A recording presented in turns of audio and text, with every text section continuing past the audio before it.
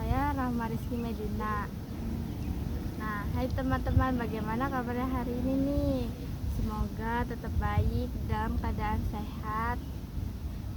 Teman-teman pernah nggak sih kalian merasa kesepian atau butuh teman berbagi cerita gitu? Terus apakah Anda tahu bahwa buku bisa menjadi teman yang sangat baik? Hari ini kita akan membahas bagaimana buku dapat menjadi sahabat melalui program literasi buku sebagai teman yang akan saya presentasikan. Pertama, kita akan menyebutkan tujuan dari program buku sebagai teman. Nah, yang pertama itu ada tujuan program. Tujuan program itu dibagi menjadi 4. Yang pertama itu meningkatkan ketertarikan membaca, memotivasi masyarakat, khususnya untuk anak-anak dan remaja agar lebih mencintai dan menyukai membaca buku sebagai aktivitas yang menarik dan berguna. Yang kedua itu menggunakan kreativitas dan pemikiran kritis. Membaca buku dapat memicu imajinasi dan inovasi serta membantu individu untuk berpikir kritis dan analitis mengenai informasi yang mereka terima. Nah, yang ketiga itu mendorong imajinasi dan pemikiran kritis. Membaca buku mampu meningkatkan daya imajinasi dan kreativitas serta mendukung peserta untuk berpikir kritis dan analitis mengenai informasi yang mereka dapatkan. Yang keempat itu penguatan kemampuan literasi, mendukung peserta program untuk meningkatkan keterampilan membaca, menulis, dan memahami teks yang merupakan fondasi penting dalam pendidikan dan kehidupan sehari-hari. Nah, di sini ada sasaran program dibagi menjadi 4. Yang pertama itu anak-anak usia dari 6 sampai 12 tahun. Yang kedua remaja usia dari 13 sampai 18 tahun. Yang ketiga orang tua dan keluarga siswa yang mendukung pengembangan literasi. Yang keempat guru sebagai fasilitator dan motivator kegiatan literasi di sekolah. Oke, selanjutnya ini ada deskripsi program. Program ini menekankan pada cara yang menyenangkan dan tidak membosankan agar peserta merasa termotivasi untuk membaca dan menjadikan buku sebagai bagian dari aktivitas sehari-hari mereka. Terus selanjutnya ini ada kegiatan utama dalam program. Yang pertama itu mengunjungi perpustakaan atau toko buku.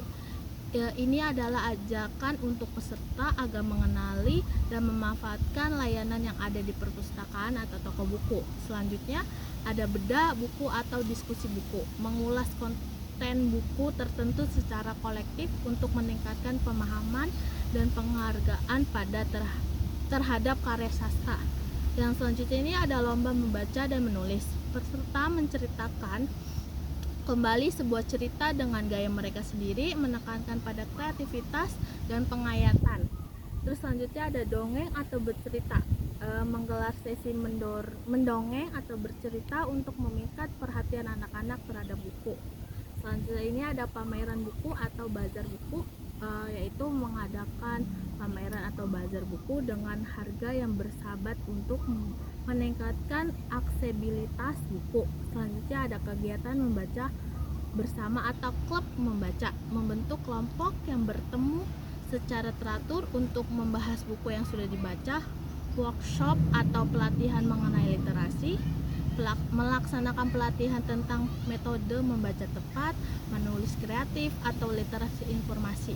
Selanjutnya ada aktivitas baca bersama, melaksanakan sesi membaca secara kolektif di sekolah dan lokasi umum untuk memperbaiki partisipasi. Terus selanjutnya ada diskusi buku, mengadakan forum untuk membahas buku-buku yang sudah dibaca, mendorong analisis dan pemikiran kritis. Nah, selanjutnya di sini ada dukungan yang dibutuhkan. Nah, dukungan yang dibutuhkan itu dibagi menjadi 5. Yang pertama itu sumber daya keuangan, pembiayaan untuk pengadaan buku dan pelaksanaan kegiatan. Nah, yang kedua ada kemitraan, kolaborasi dengan sekolah, perpustakaan, dan organisasi non pemerintah untuk meningkatkan jangkauan program. Yang ketiga itu ada fasilitas dan perlengkapan, yaitu ada ruang untuk melaksanakan aktivitas, ada pojok baca di setiap kelas, terus ada buku-buku yang beragam dan menarik serta peralatan pendukung lainnya. Yang keempat itu ada kolaborasi dengan pihak-pihak yang relevan.